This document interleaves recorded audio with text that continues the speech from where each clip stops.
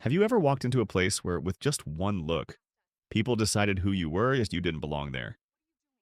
That was the moment Maya Ellison, a black female CEO, wearing a casual hoodie after a long business trip, was stopped right at the door of the business class lounge. No one asked who she was. No one looked at the plane ticket she presented. Just a look, a judgment, and the luxurious door closed in her face. If you were in that situation, how would you react? Bow your head and walk away, trying to swallow your shame or stand up to protect your own dignity? But what Maya chose was much more powerful. Today's story is not just about a closed door.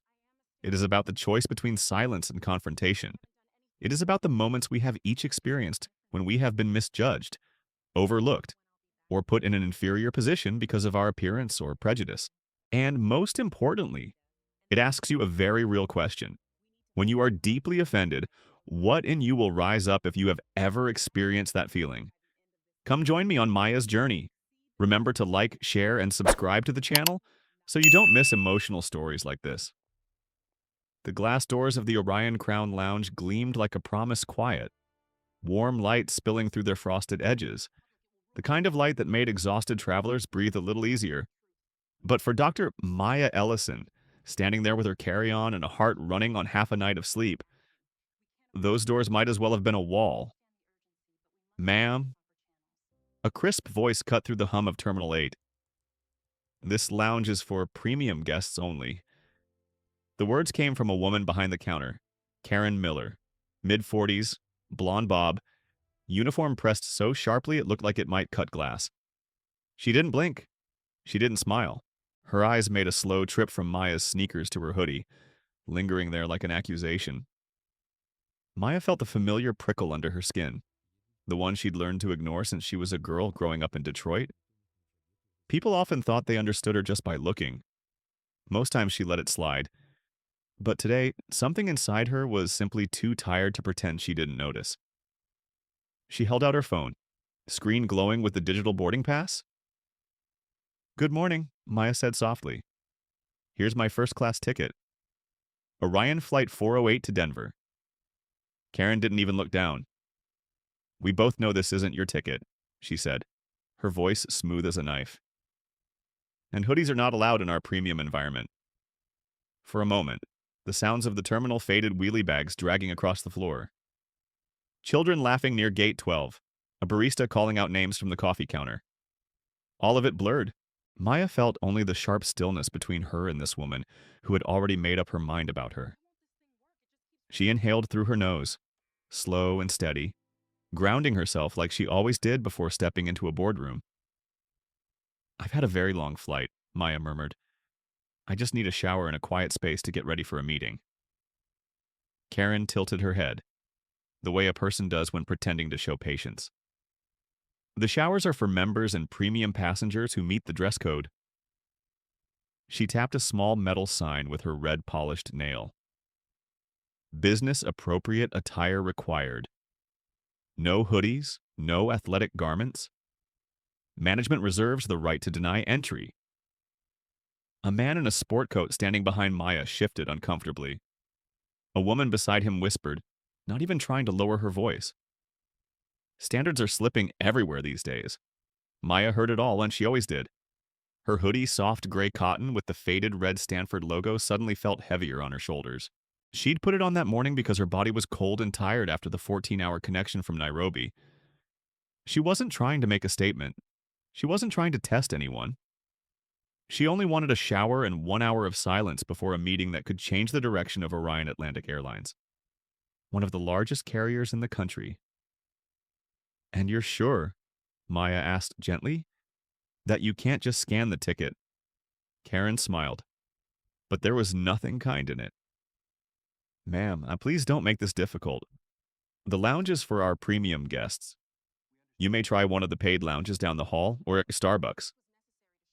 That last word was dipped in something ugly dismissal, condescension, the quiet confidence of someone who believed the rules were hers to decide. Maya's grip tightened on her suitcase handle. Behind the counter, Karen's coworker, a younger employee named Eli, with soft brown eyes, looked up briefly, his mouth parting as if he might say something. But Karen shot him a glance that froze him still. He lowered his eyes again. Maya swallowed. She felt a pulse tapping behind her ribs. Not anger. Not yet just that tired, sinking disappointment that came from knowing a door was being shut in your face for a reason no one would say out loud. Her voice stayed calm. "I'd like to speak with the lounge manager." Karen gave a theatrical sigh, the kind that invited everyone around to share her frustration. "If you insist." "But he's going to tell you the same thing." She picked up the phone, turning slightly away, though her voice carried just fine. "Hi. Todd, it's Karen. I have a passenger here refusing to accept the dress code policy." Maya didn't move. She didn't interrupt. She let the words wash over her, refusing policy, passenger each chosen to shrink her into something small, something troublesome, something less than who she was. People around her were watching now. Phones paused mid-scroll, heads tilted, the small, invisible crowd that always formed when someone was being judged. Maya kept her eyes on the glass doors at the warm light inside, at the quiet she wanted so much she could almost feel it brushing past her fingertips. But it was just out of reach. A moment later, Todd Brennan appeared. Mid-50s, too much cologne, a jaw held so tight it looked painful. "What seems to be the issue?" he asked, already annoyed. Karen gestured at Maya as if pointing out a stain. "Dress code violation? Hoodie? She's insisting on entry." Todd didn't look at the ticket. He didn't look at the screen. He looked at Maya the exact same way Karen did, like the conversation was over before it began. "We're protecting the standards of our lounge," he said. "I'm afraid I can't let you in dressed like this." For a second, Maya felt her throat tighten. Fatigue pulled at her shoulders. Her meeting was in 2 hours. Her hair needed washing. Her suit was folded inside her carry-on, waiting. She could picture the boardroom call already. Her colleagues appearing in their crisp suits while she scrambled from a noisy terminal corner. And yet she said nothing. She only nodded once, quietly. "Thank you," she whispered.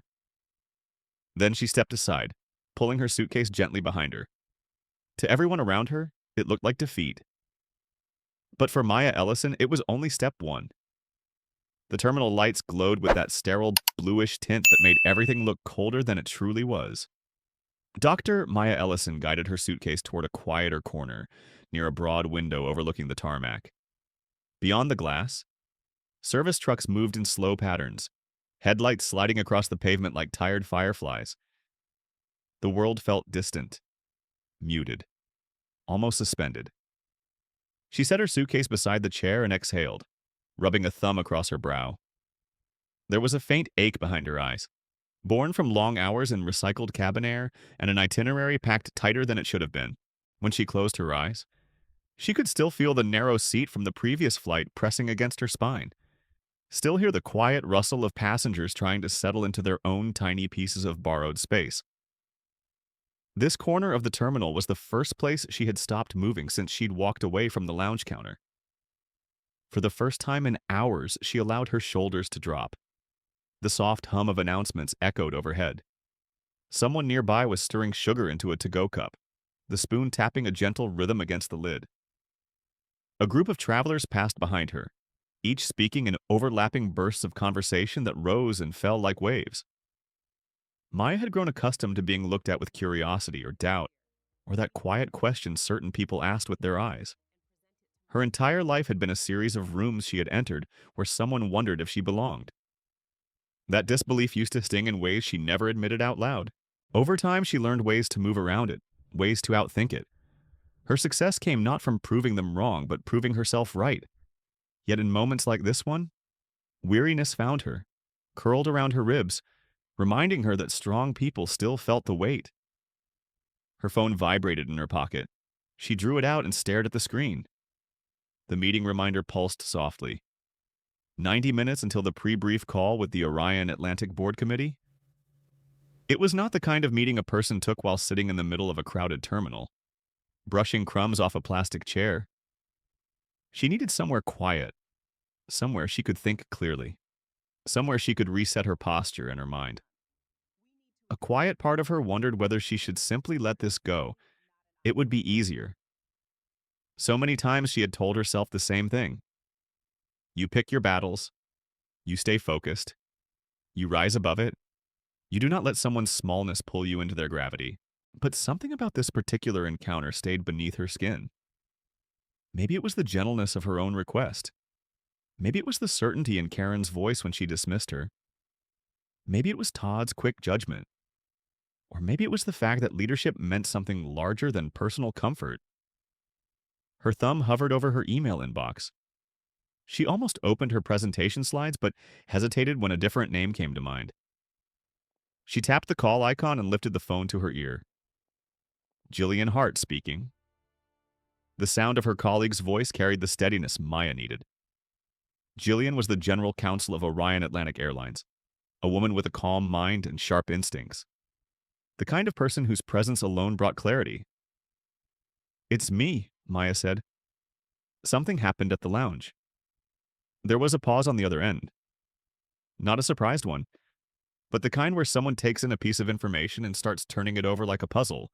Which lounge, Jillian asked? Orion Crown. Terminal 8. Another pause. A softer one. As if Jillian had expected that answer and wished she hadn't been right. Tell me everything. Maya leaned back in the rigid terminal chair and recounted the interaction. Her voice stayed quiet, each detail measured and plain. She spoke only of what happened, not how it made her feel. But sometimes emotions thread themselves through silence more than words. Jillian listened without interrupting. When Maya finished, Jillian inhaled sharply. That location has a record, she said. Not public, not in any official filing. But internal PR flagged several complaints from premium passengers of color. I requested access to the logs last quarter. I was told it was being handled. Maya let her head rest for a moment against the back of the chair. She stared at the planes outside the window, tails lined in neat rows, each waiting for clearance to break free of the ground. When can I see those logs, she asked softly. I can have them to you within 30 minutes, Jillian said. But Maya, this is not a small matter. I know. You have the pre-brief soon. You should be in a quiet place. Maya nodded, even though the call was audio only. Is the partner lounge at Terminal 4 open right now? It is. I'll call ahead. They'll prepare a private room for you. Thank you. Do you want me to escalate this to Richard? Yet Maya closed her eyes. Richard Coleman, the CEO, was a good man at his core, but often shielded from the everyday parts of the airline experience. People in high offices rarely saw the edges that scraped customers. They saw charts, growth plans, and risk assessments, but not the human costs hidden in daily interactions. No, Maya said after a thoughtful beat. Not yet. Not until I have the full picture. Understood. They ended the call. Maya remained seated for a moment longer, letting her thoughts settle. She watched a ground crew guide a jet into position near the gate. Their orange wands moved in practiced, fluid arcs. Even from a distance, there was a reassuring rhythm in the way they worked. Each gesture mattered. Each tiny decision ensured safety for hundreds of strangers they would never meet. Leadership, she reminded herself, was not just about strategy or metrics. It was about culture. It was about crossing your own weariness to make sure the right thing happened for someone else who might not have the strength to push back. She gathered her suitcase, straightened her hoodie, and lifted her chin. She could feel her heartbeat steady again. The terminal light seemed a little less harsh now. It was time to move. She headed toward the shuttle connecting Terminal 8 and Terminal 4, weaving through the flow of people, her steps steady, her resolve clearer than it had been in hours. This was no longer about a shower or a quiet room. This was about ensuring what happened to her would not keep happening to others who looked like her, walked like her, or were judged before they ever had a chance to speak. As she approached the escalators, her phone buzzed again. A message from Jillian. Files are on their way. Brace yourself. Maya swallowed. She understood what that meant. Whatever waited inside those files was going to be bigger than an insult at a lounge door. She stepped onto the escalator. the soft hum of the moving steps rising beneath her feet. Her reflection glimmered faintly in the glass wall beside her, hoodie and all, looking like any tired traveler in the building. But this traveler was preparing to call an entire system to account. The day was far from over, and she was just getting started. The shuttle between terminals moved with a soft rumble, its windows vibrating faintly each time the wheels passed over seams in the pavement. Dr. Maya Ellison stood near the center pole, one hand steadying her suitcase, the other resting lightly against the metal rail. Around her, travelers chatted in quiet tones. Some studied their phones, others leaned back, letting their tired bodies sway with the motion. No one paid her any special attention, which was a small relief. As the shuttle approached Terminal 4, her thoughts circled back to the scene at the Orion Crown Lounge. The memory rose in slow detail. Karen's measured voice, Todd's dismissive tone. The way nearby passengers seemed more annoyed by her presence than by the unfairness of the situation. She remembered the sting of humiliation she rarely allowed herself to feel. It resurfaced with surprising sharpness. The doors opened with a soft chime. Maya stepped out and followed the overhead signs that directed travelers toward the partner lounge. The corridor leading there was quieter, lined with tall windows that welcomed natural light. She paused halfway to adjust the strap of her bag and gathered her breath. There was no reason for her heartbeat to quicken now. Yet it did, her body reacting on behalf of the parts of her she kept hidden. When she reached the entrance of the partner lounge, a young woman in a navy blue uniform greeted her with a warm smile. "Welcome," she said. "Are you looking for a private room?" "Yes," Maya replied. Her voice was soft but steady. "Jillian Hart may have called ahead." The woman nodded. She did. "We've prepared a suite for you. If you need coffee or anything else, let us know." The kindness in her tone eased something inside Maya's chest. She walked through a short hallway that opened into a small, comfortable room with a desk, a full-length mirror, and a cushioned chair near a window. The door closed behind her with a quiet click. Peace settled around her like a gentle blanket.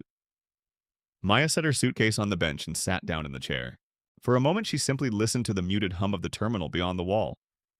The silence inside the room felt different from the silence she'd held earlier. This one allowed space for thought, for breath, for truth. Her phone buzzed again. A message from Jillian. "Files delivered." Maya tapped the screen. A folder opened. Several documents appeared, each stamped with internal tracking codes, complaint logs, preliminary reviews, notes from PR staff. She scrolled slowly, her eyes narrowing as the pattern began to show itself.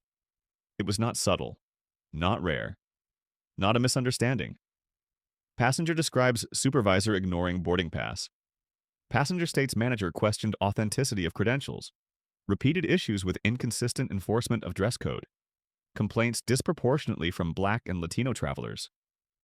There were more. Some were written in the restrained language of corporate reports. Others carried the raw tone of customers who had reached the edge of their patience. The words pressed against Maya's heart, heavy and familiar. She stopped scrolling. Her reflection stared back at her from the dark screen for a moment. She looked steady, professional.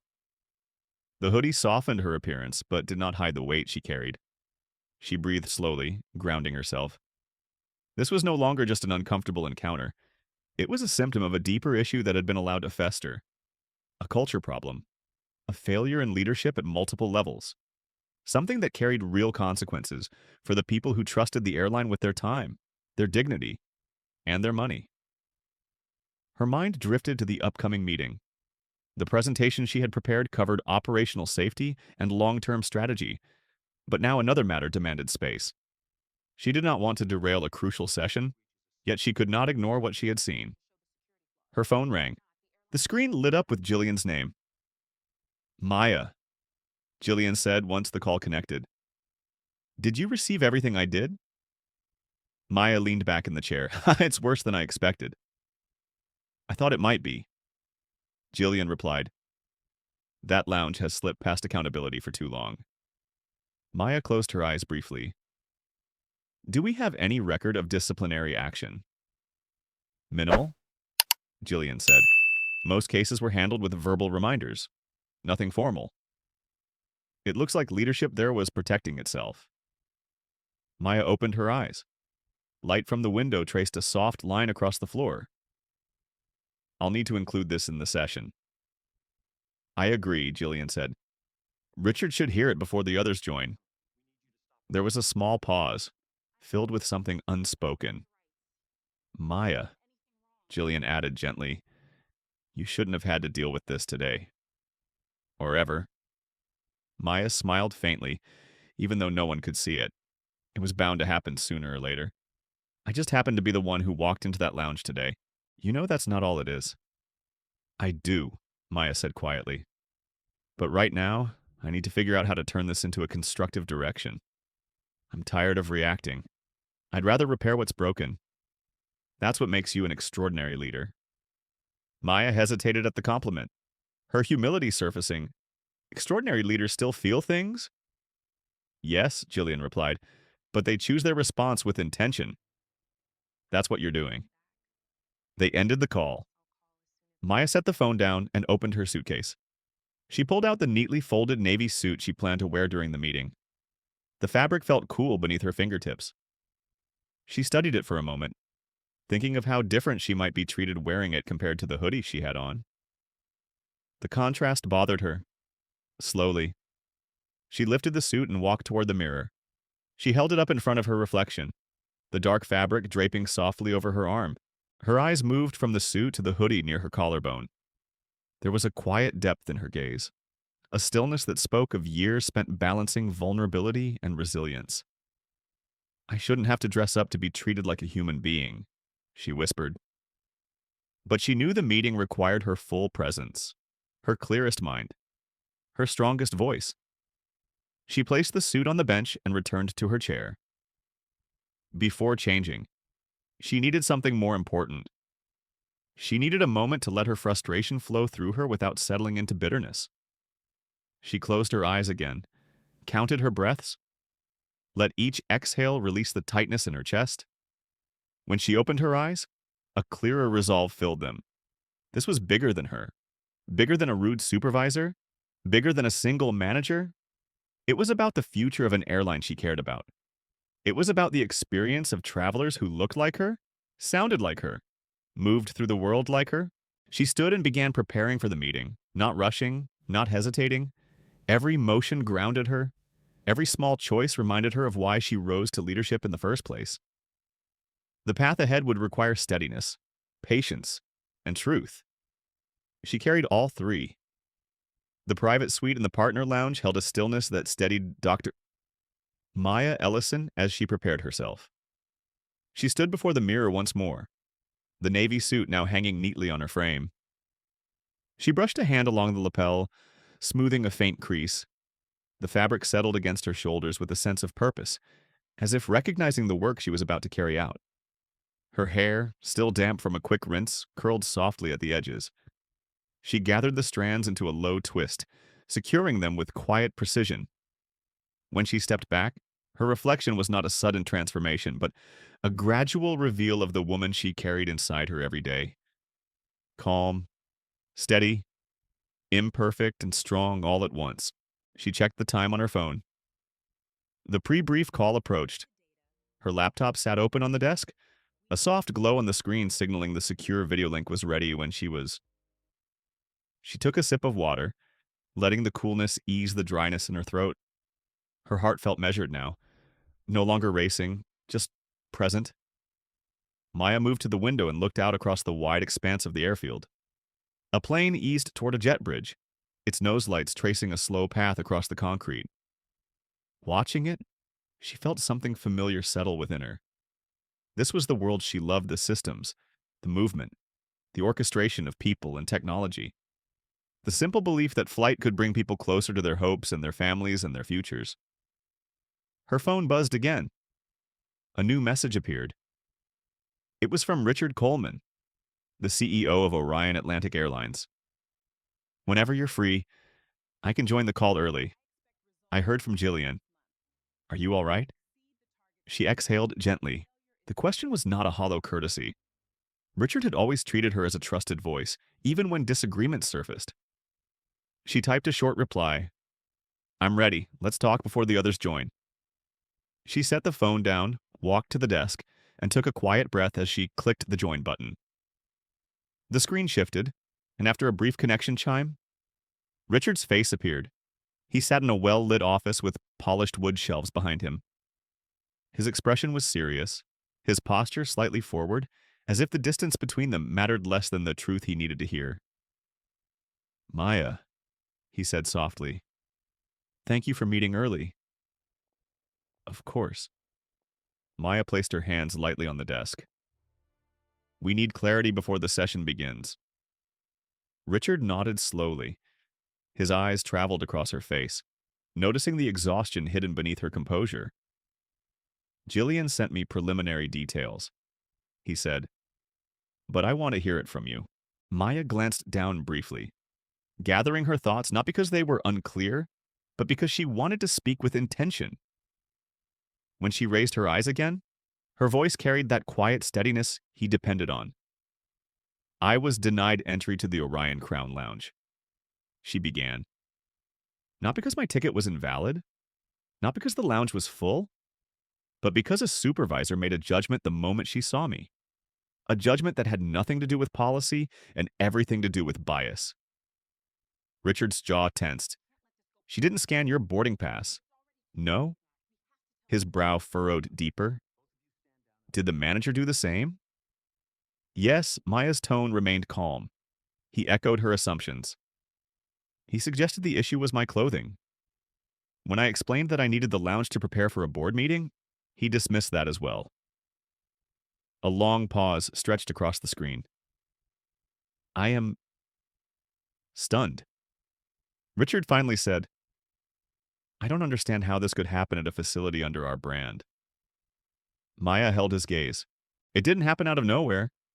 There are 20 pages of complaints that point to the same behavior, not isolated, not accidental, learned. Richard leaned back in his chair, running a hand across his temple. I trusted local leadership to maintain standards. Clearly, they failed. His voice wavered between frustration and disbelief. This is bigger than individual behavior, Maya said gently. It's a cultural lapse, a pattern that harms customers and harms our brand. If we ignore it, we're endorsing it. Richard was silent for a moment, absorbing the weight of her words. He looked down briefly, folding his fingers together, almost as if grounding himself. Tell me what you need from me, he said. Maya rested her palms together thoughtfully. Before the others join, we should add a new item to the agenda.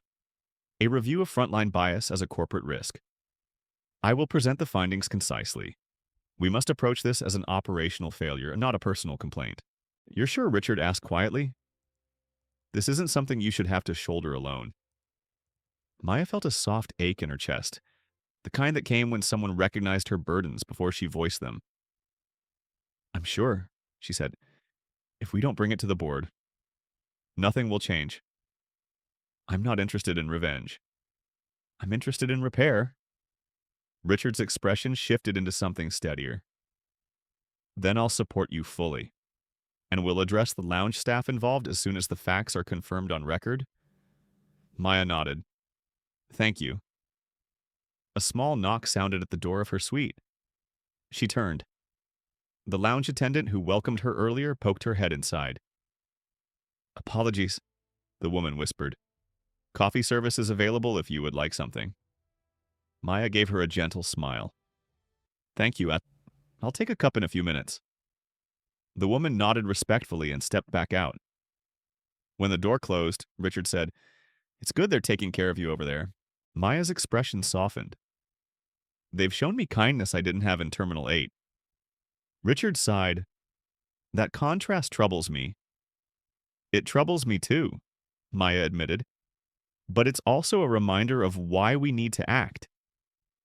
As she spoke, she noticed her badge resting on the desk next to the laptop. The metal shimmered faintly under the overhead light. Seeing it there brought a mix of reassurance and sorrow.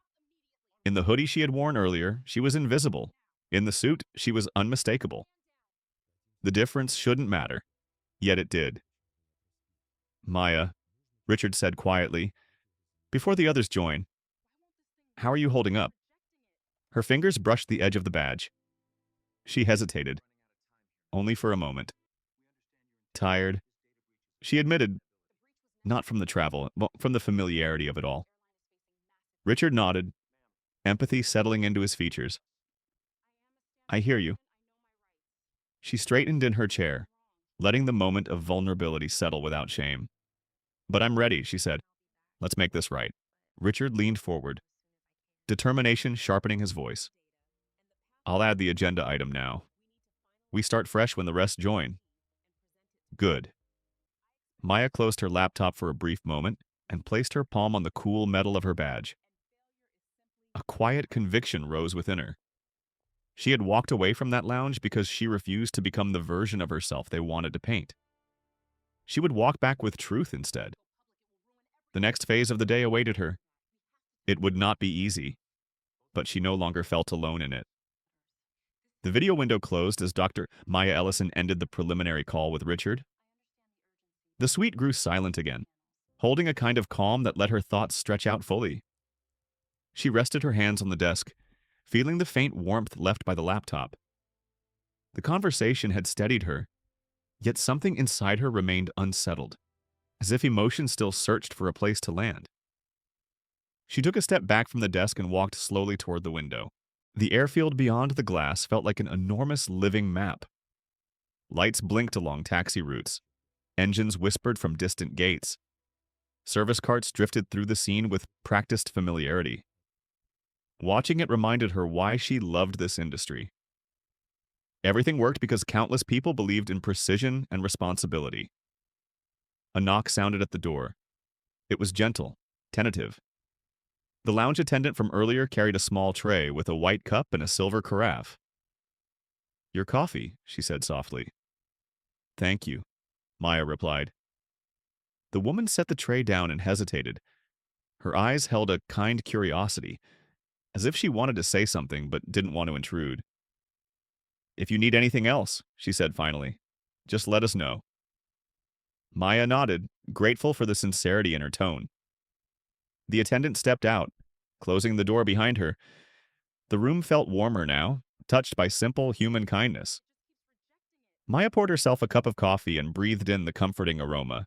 The first sip was rich and grounding. She carried the cup back to the window and let the warmth settle through her fingers. Something about small rituals helped her regain focus. They reminded her that she was still in her own body, not trapped inside the cold echo of the lounge confrontation. Her phone lit up with a notification. Jillian had forwarded another file. A summary of interviews and notes from former staff who once worked under the same management at Terminal 8. Maya opened it. The words revealed more than she expected. Several employees described feeling pressured to enforce unwritten rules. Some spoke of discomfort with how certain passengers were scrutinized more than others. One said quietly that they feared raising concerns because leadership discouraged criticism. Maya lowered the phone. A deep ache rose inside her. These weren't simply mishandled interactions. They were symptoms of an environment shaped by silence, avoidance, and fear. Something personal settled over her chest as she realized how many people had probably walked into that lounge with hope for rest, only to carry away something far heavier. Her thoughts drifted back to earlier moments in her life. She remembered being 23 and newly hired at a consulting firm in Chicago. During an orientation lunch, a senior partner had mistaken her for service staff and pressed an empty glass into her hand. She remembered the way people had paused, just long enough to wonder, just long enough to confirm the assumptions in their minds. She also remembered choosing not to confront it because she needed that job and feared the consequences. She had promised herself long ago that if she ever found a position of influence, she would not let silence be her shadow. Yet life had a way of numbing people, even principled ones, through repetition of the same small pains. That was why today mattered. Not because she wanted to punish, not because she needed vindication, but because she understood how these moments accumulated inside people. shaping the way they moved through the world. She could not erase her past experiences, but she could prevent someone else from carrying the same weight. A soft vibration interrupted her thoughts. Her phone buzzed with a new message, this time from her mother. The text was short. Just checking on you. Love you. Maya felt a warmth unfurl through her. She typed back, I'm okay. Long day. I'll call later. She placed the phone down. For a moment, she let the quiet love in that simple message remind her of who she was beyond the suit, beyond the badge, beyond the expectations that hung across her shoulders. She returned to the desk and opened her laptop again. The agenda for the upcoming meeting appeared on screen. She scanned through each item, her eyes settling on the placeholder Richard had added. Item 9, Frontline Bias and Brand Risk. Presenter Dr. Maya Ellison. A small, steady surge of resolve filled her. Seeing her name there gave form to what had felt nebulous only an hour ago. Now it had a place, a voice, a moment waiting to be spoken. She began organizing her notes, pulling key excerpts from the complaint logs, marking data that illustrated the impact on revenue and customer loyalty. She created a simple, clear structure behavior pattern: risk exposure, brand consequences, required action. Nothing theatrical, just honest truth. As she worked, she paused now and then, letting memories and emotions pass through her without resistance. There were moments she felt her throat tighten, not from sadness alone, but from empathy for those who had filed complaints, hoping someone would finally hear them. She imagined their frustration, the courage it took to confront an institution, the disappointment when nothing changed. She whispered to the quiet room, "You deserved better." When her presentation notes were ready, she closed the laptop with deliberate care. Her hands rested briefly on the lid. She breathed in deeply, allowing her shoulders to soften again. Another knock sounded at the door. This one lighter, almost hesitant. Maya opened it slightly and found the lounge attendant holding a folded cloth. "I noticed you had water on your sleeve earlier," she said with a small smile. "I thought you might want this." Maya accepted it with sincere gratitude. "You've been very kind." The attendant gave a modest shrug. "Everyone deserves kindness." The door closed again. Maya stood there for a long moment, holding the cloth in her hand. The simplicity of the gesture struck her deeply. Kindness did not cost anything, yet it was the rarest currency in certain rooms. She placed the cloth on the table, then reached for her badge. She touched the engraved letters with her thumb. The metal felt cool and steady. She would not wear it to demand respect. She would wear it to hold herself accountable to the responsibility it represented. With the meeting only a few minutes away, Maya settled into her chair, centered her thoughts, and prepared to speak truthfully and constructively.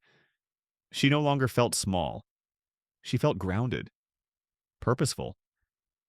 The moment to act approached, and she was ready to step into it fully. The soft tone from the laptop signaled that the secure meeting link had opened. Dr. Maya Ellison took one final breath, long and steady, letting it loosen whatever tension remained in her shoulders. She adjusted the chair slightly, aligning herself with the center of the camera. The badge lay on the table beside her, a quiet reminder of responsibility rather than authority. She clicked Join. The screen brightened into a virtual conference room. Small rectangles appeared one by one. Some displayed colleagues already seated in their offices. Others showed softly lit conference spaces with a few early arrivals.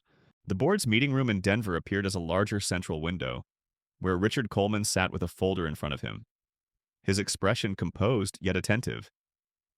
"Maya," he said when her window appeared. His tone carried a warmth the others could not miss. "Glad you're with us." She nodded gently. "Thank you." Richard. As additional board members joined the session, muted greetings filled the audio space. Some smiled when they saw her name appear. Others gave small nods of recognition. Maya returned each gesture with calm reserve. They did not know yet what she carried with her into this meeting. But they would soon. She watched the faces populate the screen. Experienced leaders, analysts, strategists, People she had debated alongside for years, sometimes fiercely, sometimes collaboratively. Most respected her, a few underestimated her. All would have to listen today. When the final participant joined, Richard cleared his throat, the way he often did before beginning formal discussions. "Good afternoon, everyone," he began. "Before we move into our scheduled agenda, there is an urgent matter that requires our attention. I have asked Dr. Ellison to lead this edition." A ripple of curiosity passed across several faces. Maya noticed one director tilt his head, adjusting his glasses. Another leaned closer to the screen. It was subtle, but she recognized the shift. The energy in the room changed the way oxygen changes moments before a storm. Maya unmuted her microphone. Her voice emerged steady and clear. "I appreciate the time," she said. "What I need to present today is not part of our usual strategic review, but it affects every part of the company's future." She paused, letting the weight of her words find their place in the room. "This morning, I was denied access to the Orion Crown Lounge at Terminal 8. A faint rustle of surprise followed. Someone whispered. Denied, another asked. "How is that possible?" Maya continued before the reaction scattered too far. "I was not denied due to capacity or system error. I was denied based on a judgment made before my boarding pass was scanned. A supervisor saw a black woman in casual clothes and assumed I did not belong." Silence spread across the board's video grid. Real silence, the kind that held its breath. She continued, her tone level but filled with quiet conviction. "When I explained that I was preparing for this meeting, the manager dismissed me, not because of policy, not because of procedure, because of bias." One director, a man named Fulton, leaned forward. "Are you saying the staff acted in discrimination?" Maya met his gaze through the camera. "Yes, not only toward me. I reviewed complaint logs from the past year, as we have a pattern. A measurable risk. A culture of inconsistent treatment that disproportionately impacts Black and Latino passengers." She clicked a button, sharing a slide. Key phrases from the logs appeared. None were exaggerated, none embellished, each one factual. Several faces hardened with discomfort, a few with disbelief. Richard's face remained calm but resolute, a steady presence anchoring the room. Maya spoke softly, but her voice carried more strength than volume. "What happened to me today is not unique. It is an example of a problem we have been ignoring." She took a breath. "I am not bringing this to you as someone who was insulted. I am bringing it to you as someone responsible for the reputation, integrity, and long-term viability of this company." A director named Patel spoke next, his tone thoughtful. "Dr. Ellison, how far does this go, beyond one location?" Maya nodded. "The data suggests at least 3 facilities show similar patterns. Terminal 8 is the most severe, but fragmented oversight is creating blind spots."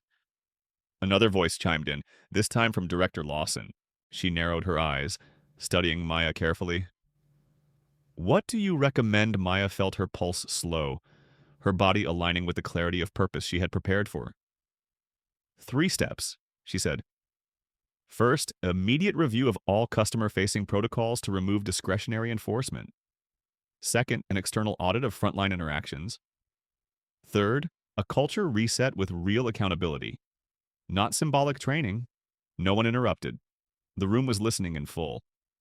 She continued, "This is not about punishing individuals alone. It is about protecting the brand from internal neglect. Every unfair interaction creates a brand adversary.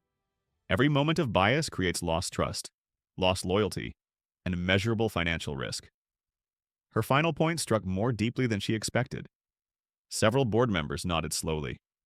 She could see the shift happening, logic and empathy merging into recognition. Richard spoke next. "I support everything Dr. Ellison has presented. This issue must be addressed with urgency." The conversation opened. Directors offered observations, asked questions, acknowledged the seriousness of the moment. Not one person dismissed her report.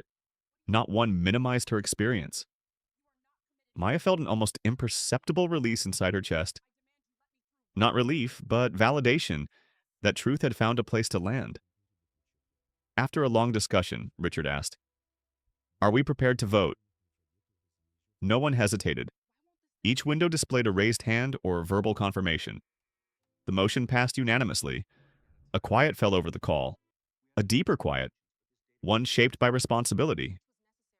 Director Lawson then spoke gently. "Maya, thank you for bringing this to us. It takes courage to confront something you also have to personally endure." Maya lowered her eyes for a moment, letting the comment settle.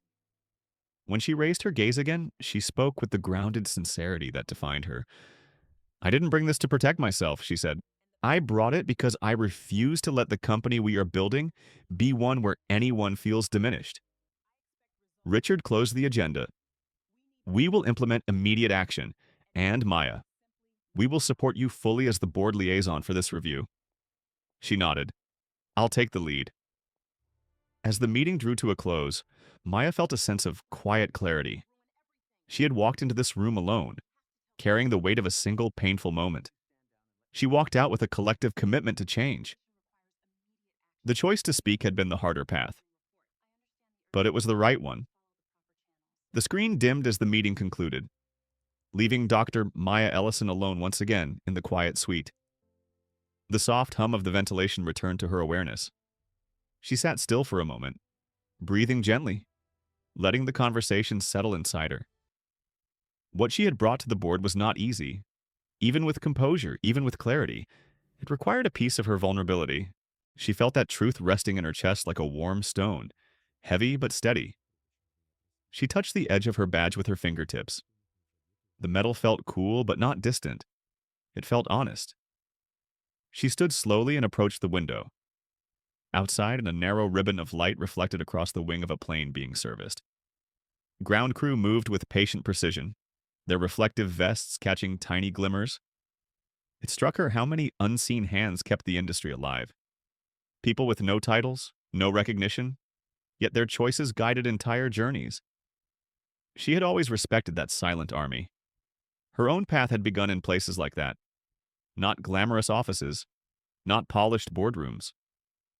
She remembered her first nights as an intern, reviewing logistics reports until her eyes blurred, eating vending machine crackers near a printer that never stopped making noise.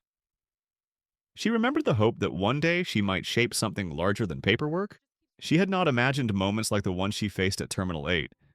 Yet she knew that leadership often required walking into rooms built with walls she did not choose. Today she had pushed one of those walls down.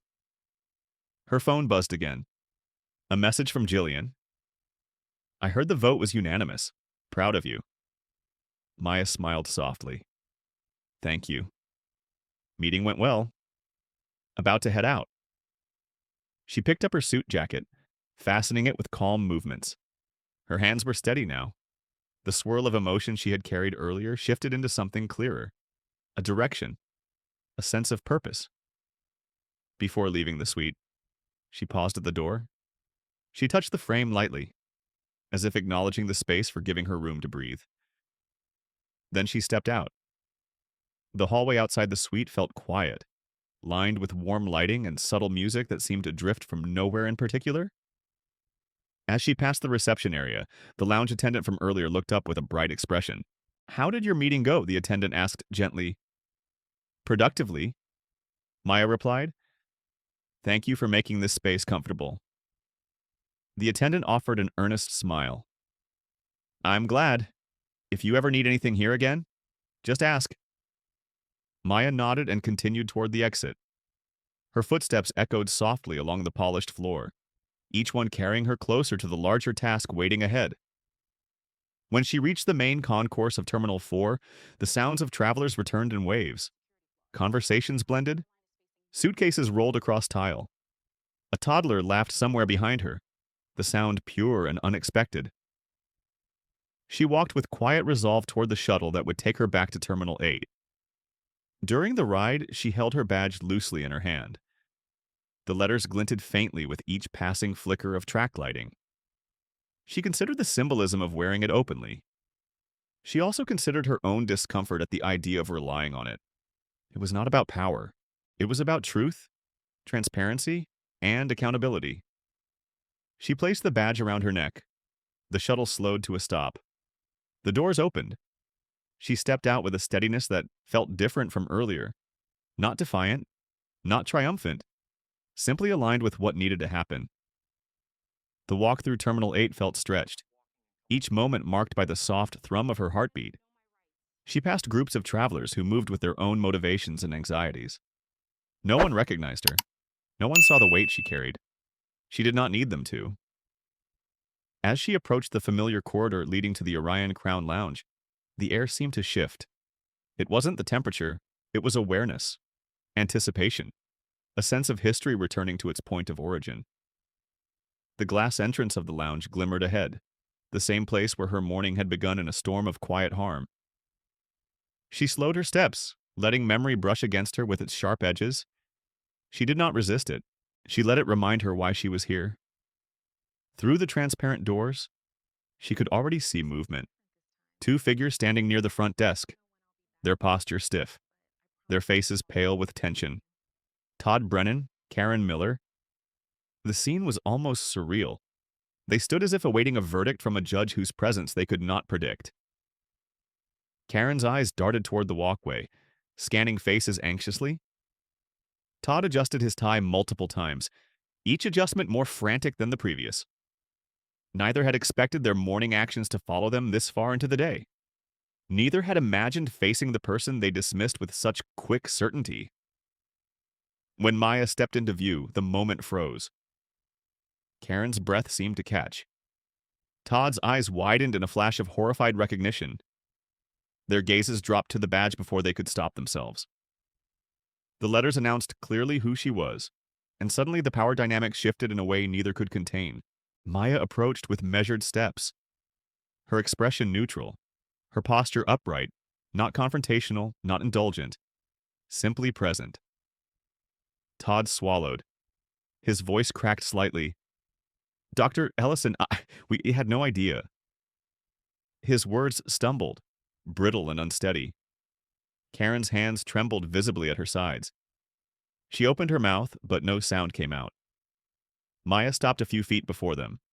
Her voice emerged soft, yet firm. "You didn't need to know who I was to treat me with dignity." The sentence lingered between them, carrying more weight than any raised voice could have offered. Todd's face moved through a spectrum of emotions: panic, regret, fear. "I made a mistake," he murmured. "A terrible mistake." Maya's eyes met his, calm but unwavering. "Mistakes are inevitable. Patterns are not."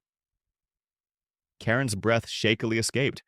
Her eyes glistened, but not from remorse, from the collapse of certainty. Maya let the moment breathe. She did not rush. She did not savor their discomfort. She allowed them space to comprehend the gravity of what had happened. She knew this confrontation was less about personal apology and more about structural truth. She spoke gently. "I'm returning for a formal review. I expect your cooperation during the investigation." Todd nodded repeatedly, almost desperately. "Of course, absolutely. Whatever is required."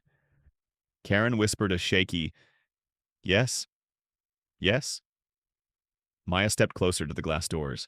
They slid open without hesitation this time. She walked inside. The room quieted. Conversation softened. People sensed something different. Not drama, not spectacle. Presence. Maya moved to the center of the lounge, letting her gaze sweep the space. She stood tall, yet not rigid, certain, yet not harsh. A simple truth echoed through her mind. Respect should not require explanation. A hush settled over the Orion Crown Lounge as Dr. Maya Ellison stepped inside. It wasn't the hush of fear or tension, but the instinctive quiet that falls when something meaningful enters a space. Conversations, once easy and scattered, softened into murmurs. A few guests turned their heads, sensing a shift they could not name. For a brief moment, Maya let her eyes travel through the room. She saw crisp suits, weary travelers with headphones, a young couple leaning close over shared snacks, a mother resting her head against her carry-on, while her child traced airplanes through the window with tiny fingers. Ordinary life, uninterrupted. the kind she had hoped to have earlier. She walked toward a small seating area near the front, where she could observe without looming. Her steps were measured, neither too slow nor hurried. She did not want spectacle, she wanted truth, presence, and clarity. Behind her, Todd Brennan and Karen Miller remained frozen near the desk. Their rigid postures contrasted sharply with the calm way Maya carried herself. A sense of dread clung to them, but Maya felt no satisfaction in witnessing it. She felt only the weight of responsibility. What happened next mattered not for her, but for the culture of the company she helped lead. She turned slightly toward Todd. "Is the operations supervisor available on site?" Her voice was quiet, controlled. Todd swallowed. "Yes, I can bring him out immediately." "Please do." Todd hurried toward the staff hallway, almost tripping over his own polished shoes. Karen stayed rooted near the counter, her hands clasped tightly together, knuckles pale. Maya took a seat and set her badge gently on the table in front of her. She rested her palms on her knees. The chair beneath her felt firm and grounded, the kind of seat that allowed her thoughts to expand, not shrink. A few seconds passed before Karen stepped tentatively closer. "Dr. Ellison," Karen began. Her voice shook slightly. I want to apologize." Maya raised a hand softly. "This isn't the moment for apologies," she said.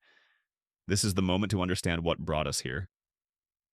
Karen's lips parted, but no words followed. Her shoulders slumped slightly. She retreated behind the desk. Maya let out a quiet breath, neither harsh nor indulgent, simply releasing tension that had no place in her chest anymore. She glanced at the large photo framed on the lounge wall, an image of an Orion Atlantic aircraft climbing through pale clouds. It was meant to inspire calm, a reminder of precision, aspiration, and trust. Soon, footsteps approached. Todd returned with a man in a dark jacket bearing the insignia of internal operations.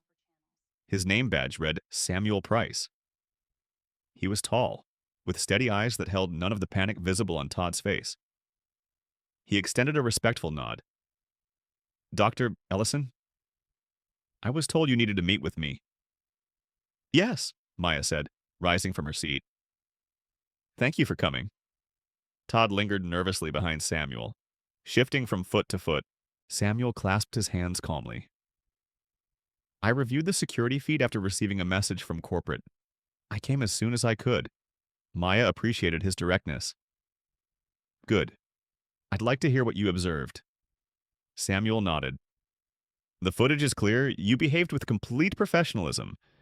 The interaction at the counter was not handled according to policy or training. It raises serious concerns regarding bias, customer care, and procedural accuracy." Karen flinched at the words. Todd looked at the floor. Maya's voice remained gentle. "This is not about blame. This is about understanding the environment that allowed this behavior to continue." Samuel met her gaze with sincerity. "I agree. And I want to cooperate fully with the review you're leading." Maya studied him for a moment. She sensed something truthful in his tone. He did not carry the defensive posture Todd carried, nor the trembling conflict in Karen's expression. Samuel looked prepared to confront the situation honestly. "Thank you," Maya said. "Today is not the end. It's the beginning of a correction." She returned to her chair. Samuel took a step closer, lowering his voice slightly. "Would you prefer a private office space? We can arrange one right away." "That won't be necessary," Maya replied. "I'm here publicly for a reason." She settled into her seat again. The badge glimmered under the lounge lights. It was a symbol, but also an anchor, a reminder of her duty not to be above others, but to stand for them. Guests across the lounge continued to watch quietly, some with curiosity, others with empathy. A man seated at the bar raised his glass subtly in her direction, not as a salute but as an acknowledgement. Maya returned a small nod, almost imperceptible. Samuel cleared his throat. "Dr. Ellison, I'll begin the process immediately. Interviews, system reviews, staff assessments." Todd opened his mouth, his voice small. Do we... Do we get to give a statement? You will, Samuel replied, through the formal process. Todd nodded eagerly, as if relieved by structure. Karen looked toward Maya again, her eyes filled with a fragile mix of fear and regret. I didn't know who you were, she whispered. Maya looked at her with a calm firmness. You didn't need to know who I was to treat me correctly. The words struck the space between them like a quiet bell. They resonated without force. Karen's gaze fell to her shoes. Maya inhaled slowly, letting her breath soften the lingering tension. This is larger than a single moment. She continued. It's about the experience of every traveler who passes through this space. That's what we are repairing. Samuel nodded again. I'll gather everything needed. As he left, Maya remained seated, letting the room settle.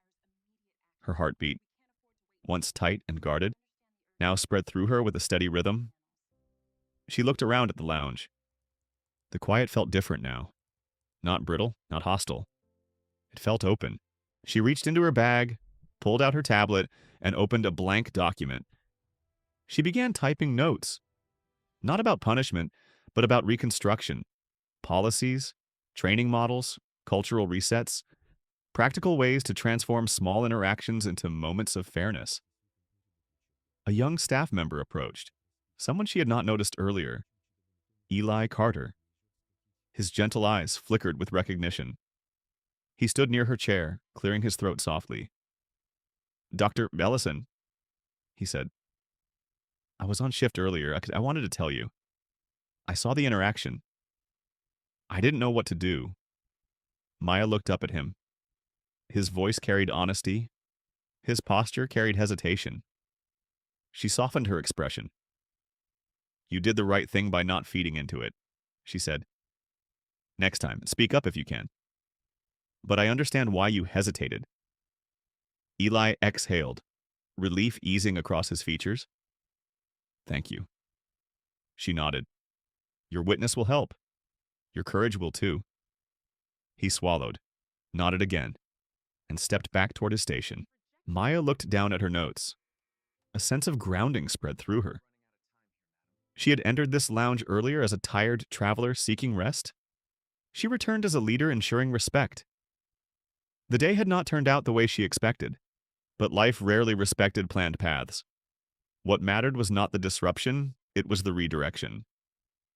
She continued typing as passengers moved quietly around her. The lounge felt different now, like a space breathing easier. Truth, when spoken with steadiness, had a way of clearing the air. The lounge settled into a gentle rhythm as Dr. Maya Ellison continued typing her notes. Words flowed through her with the steadiness of someone who had moved past shock and indignation, stepping fully into clarity. Her thoughts were no longer tangled. They formed a straight, quiet line from the morning's pain toward a deeper purpose. Across the room, a family laughed softly while sharing snacks, their voices rising and falling in a natural harmony. An older man read a newspaper by the window, occasionally lifting his glasses to look at the planes resting at their gates. The everyday calm made the earlier confrontation feel like a storm that had already passed, leaving the air clearer. But Maya knew storms always left debris behind, seen or unseen. She paused her typing. Her hands rested over the tablet. Her breathing slowed. The door to the staff area opened again. Samuel Price returned, carrying a small folder and a tablet. His expression was composed, but the slightest heaviness sat behind his eyes. He approached her with respect. Dr. Ellison, I reviewed the security footage personally. Maya nodded. Please, sit. Samuel sat across from her, setting the folder gently on the table. The recordings confirm your account entirely. The audio is clear, their tone, their refusal, their dismissiveness. There is no ambiguity. Maya inhaled softly, letting that truth settle. Show me. Samuel tapped the tablet. The video played in silence at first. The camera angle captured the front counter. She watched her own figure step forward, shoulders tired, posture polite. She saw Karen glance at her with that dismissive tilt of the head. She saw Karen pretending not to notice her ticket. She saw Todd arrive, already certain of his judgment before she spoke a word. Even without audio, the footage said everything. Samuel tapped again, letting the audio play through a low-volume speaker. Maya closed her eyes briefly before opening them, bracing herself for her own voice, her quiet greeting, Karen's clipped tone, Todd's condescension, her calm request to speak to a manager, their escalating defensiveness, the subtle disbelief when she said the words board meeting, the final threat to call airport security. When the clip ended, the silence between them felt thicker than before. Samuel cleared his throat. There is no justification here. The footage will be part of the formal report. HR will review everything. Maya leaned back slightly, her spine straight. Thank you for showing it to me. Samuel lowered his gaze. I'm sorry you had to experience this. Her voice softened. I've experienced worse. Many of us have. But that doesn't make it acceptable? He nodded slowly. No, it doesn't. Maya closed the tablet and handed it back to him. This isn't just about discipline. This is about culture, about what we tolerate, about the small humiliations that tell people they don't belong. Samuel's jaw tightened in quiet agreement. I'll support your initiative however you need. Thank you, Maya said. Change requires more than policy. It requires allies. He gave a humbling nod and stepped away, returning to the staff corridor to continue his tasks. For a moment, Maya sat alone with her thoughts. The video replayed in her mind not as evidence, but as a memory of how small she had been expected to feel. Yet in reliving it, something inside her grew stronger, not harsher, not angrier, simply stronger, like a stone smoothed by years of wind. She closed her eyes for a brief pause. Her chest rose and fell in a slow breath. She let the lingering sting transform into determination. A soft voice interrupted her thoughts. Excuse me, Dr. Ellison. She turned. The man who had raised his glass earlier now stood nearby. He was in his late 50s, dressed casually, with eyes that held the gentle curiosity of someone who had watched life unfold from many angles. I just wanted to say, he continued, I saw what happened this morning. I didn't know how to step in without making it worse, but I'm glad you came back. Maya offered a small, appreciative smile. Thank you. Your presence meant something, even if you didn't speak. He dipped his head. You handled yourself with grace. Not everyone could have. Her eyes softened. We all have moments where we choose who we want to be. He nodded thoughtfully. Well, you chose well. He tapped his chest lightly. Some of us were silently rooting for you. The sincerity in his voice touched her more deeply than she expected. She watched him walk back to his seat, feeling gratitude settle warmly in her chest. She resumed her notes, shaping the outline for what she would later call the equity protocol. She wrote slowly, each sentence carrying intention. She was halfway through drafting a section on staff empowerment when another presence approached. This time it was Karen. Her steps were hesitant, her posture slightly hunched, as if carrying something heavy behind her ribs. She stopped a respectful distance away. Dr. Ellison, she whispered, May I speak with you? Maya looked up, studying her for a silent moment. Go ahead. Karen's voice trembled. I'm not proud of how I acted. I've been working here for years and I've always believed I'm fair. But today, I saw myself from the outside for the first time. Maya folded her hands in her lap. And what did you see? Karen's eyes shimmered. I saw someone who stopped paying attention to people. Someone who thought she was protecting something important, but was actually just protecting her own comfort. Maya didn't answer immediately. She allowed Karen to continue. I'm not asking for forgiveness, Karen added softly. I just wanted to say, I'm sorry I made you feel less than what you are. Maya nodded slowly. Thank you for saying it. Karen blinked, surprised at the gentle reply. Maya continued, her voice calm and steady. What matters now is who you choose to be after this. Whether you learn from it, whether you treat the next person differently. Karen swallowed hard. I will. Maya gave a small, honest nod. Then I hope you do. Karen stepped back, her shoulders trembling slightly, and returned behind the desk. Maya watched her go, not with triumph, but with quiet reflection. People did not change from being shamed. They changed when truth revealed itself clearly enough to pierce their armor. She continued typing, adding one final note to her draft. Real change begins when people see themselves and choose differently. Her tablet chimed. A message from Richard. How are things at Terminal 8? She typed back. The situation is under control. Investigation in motion. I'm drafting the first framework. Richard replied quickly. Take your time there. Don't rush back. You're doing needed work. Maya set the tablet down. She looked around the lounge once more. The room felt lighter now, filled with an awareness that hadn't existed earlier. Perhaps it was only her perception. Or perhaps the truth, once spoken, had shifted the space in ways people instinctively felt. Either way, she knew the path ahead would be long. Cultural change never arrived quickly, never cleanly.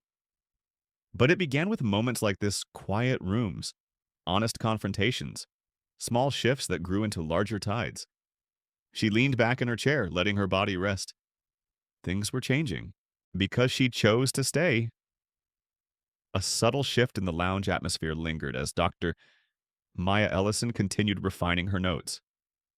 Guests resumed their quiet routines, yet something about their movements felt gentler, as if the room itself had been reminded of its own humanity. Maya sat with her back straight, fingers moving steadily over the screen, each word placed with care. Every so often she paused, lifting her eyes toward the wide windows. Aircraft glided across the tarmac, elegant in their patience. Watching them filled her with a quiet reassurance. Machines moved with precision because people guided them with intention. The airline's heartbeat depended on thousands of small responsibilities carried out faithfully. What she fought for today was simply one more responsibility among them, though a deeply human one. She took in a long breath, placing her hand briefly over her chest. Beneath her palm, she could feel her pulse not quick, not erratic, just steady. That steadiness was something she had earned. The lounge doors opened. A middle-aged man in an Orion Atlantic operations jacket approached cautiously. His badge read Marcus Hale. He was someone Maya recognized from corporate meetings, usually the kind who stayed quiet unless asked to speak. His gaze held humility and resolve. Dr. Ellison, he said with a respectful nod. I heard what happened. Maya gestured for him to sit. Thank you for coming. Marcus took the seat across from her, his hands folded neatly in front of him. I want you to know this isn't the company we're trying to build. Not anymore. Maya studied him quietly. I believe you mean that? I do, he said. His voice carried sincerity. But meaning isn't enough. We need to act. She appreciated his directness. I agree, this requires more than correcting individuals. It requires rebuilding parts of our structure. Marcus nodded. I watched the footage with Samuel. It was painful. Not just because of how you were treated, but because of how familiar that pattern felt. Familiar? Maya echoed. That's the dangerous part. Marcus leaned forward slightly, lowering his voice. We've been patching symptoms instead of addressing causes. Overworked staff, managers who haven't been retrained in years, bias left unchallenged. Not malicious on paper, but harmful in practice. Maya considered his words. Why didn't anyone escalate this earlier? Marcus hesitated. Some did. Quietly. But people fear disrupting a system they depend on for their livelihood, especially at this facility. Leadership here resisted feedback. Maya felt a ripple of understanding travel through her. People protected themselves. Yes, he said softly. And that protection comes at the expense of customers who are already carrying invisible burdens. Maya took in his words with a solemn nod. This isn't just about the lounge, it's about the culture that shaped it. Marcus exhaled. I'm prepared to support the review however you need. I know the ground teams. I know who needs retraining and who needs accountability. Her gaze softened. Thank you. Marcus, your insight will be important. He stood, offering another respectful nod before stepping away. The interaction left Maya with a renewed sense of direction. Support was forming, not from fear, but from alignment. Something inside her settled. A shadow moved at the edge of her vision. When she lifted her eyes, she saw an elderly woman approaching slowly with a cane. Her movements were measured, careful, but her face held a certain brightness. Are you Dr. Ellison? The woman asked, her voice warm. Yes, Maya said, rising slightly in greeting. I saw what happened this morning. The woman continued. I didn't say anything, but I wanted to. She paused, her expression thoughtful. You reminded me of my granddaughter. Maya felt her chest tighten softly. Thank you, she replied, her tone gentle. The woman reached out a hand, resting it lightly on the table. You handled it with dignity, more dignity than most people could manage when hurt. Maya smiled, small but genuine. It wasn't easy. No, the woman agreed. The right thing rarely is. She hesitated. But I wanted you to know. Someone in this room saw your strength and felt hope. Hope. It was a word Maya didn't often receive directly. She placed her hand over the woman's for a brief moment. I appreciate you telling me. The woman nodded, offered a final warm look, then stepped away slowly. Maya watched her depart. Her heart stirred with a sense of interconnectedness, the kind that threads people together in unexpected ways. Her tablet chimed again. A new message appeared on the screen from Jillian Hart. HR is ready to open the formal inquiry file. They'll need your statement before the end of the day. I can assist. Maya typed back. I'll send it shortly. Thank you. She returned to her notes. The framework was taking shape.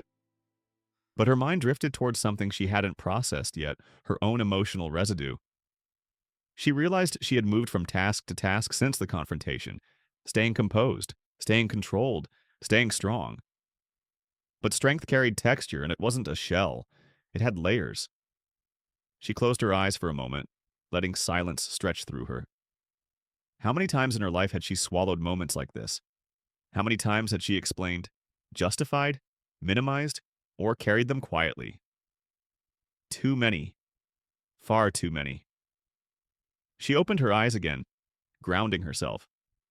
A few seats away, she noticed Eli Carter, the young staff member who had spoken to her earlier. He was working the counter now, his posture more alert than before. She saw him greet a passenger with a small smile, making eye contact intentionally, presenting the kind of warmth that rebuilt trust. People learned. People changed. People grew when given the chance. She returned to her writing with renewed focus. The words flowed with purpose now, shaped not only by her experience, but by the reflections of everyone who had approached her. The woman with the cane, the man at the bar, Marcus, Eli, even Karen's fragile honesty. A community of witnesses, each playing a small part in shifting the narrative. She finished a major section of her framework and leaned back, stretching her fingers. Fatigue touched her edges, but beneath it lay a sense of grounded clarity.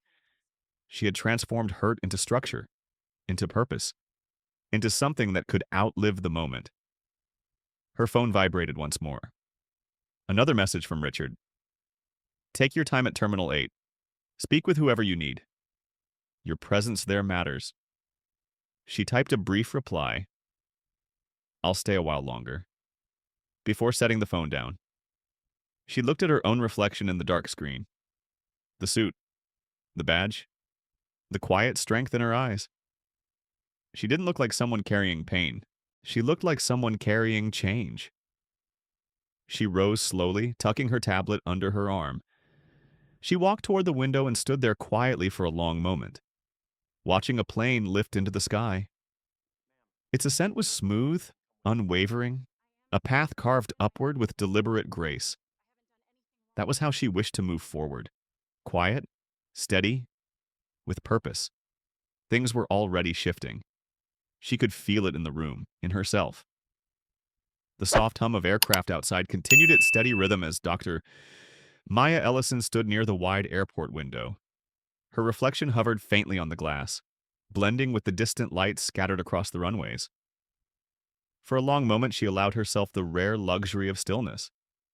She let her hands loosen at her sides, her shoulders relax, her breath fall deeper.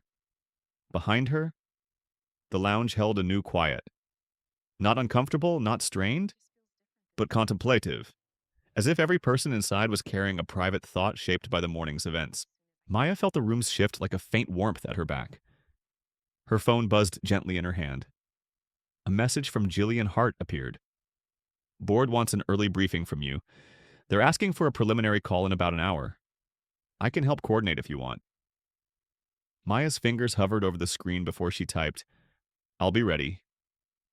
As she slipped the phone back into her pocket, she sensed someone approaching behind her, a slow, hesitant step. Maya turned and saw Eli Carter, the young frontline associate. He held a cup of water, steam rising faintly from its surface. His face carried a mixture of resolve and uncertainty. "Dr. Ellison," he said quietly, "can I bother you for a moment?" "You're not bothering me," Maya replied gently. "What's on your mind?" Eli shifted his weight, eyes flicking toward the floor before finding the courage to meet hers again. "I talked to HR a few minutes ago. They asked for my account of what happened earlier." His voice grew smaller. "I told them everything." Maya saw the nerves trembling at the edges of his composure, the flicker of fear in speaking truth about colleagues who held more seniority, the risk he felt in simply being honest. She took a step closer. "You did the right thing." "I hope so," he murmured. Part of me kept thinking, what if I make things worse? What if people think I'm going against the team? Maya's expression softened. "You stood up for what you saw. That's not going against your team. That's helping your company grow." Eli released a shaky breath, one hand gripping the cup a little too tightly. "I've only been here a year, and people like me don't usually get listened to." "You were listened to today," Maya said gently. "And your voice matters more than you think." Eli blinked, his eyes glistening with a mix of relief and disbelief. "Thank you," he whispered. "Truly."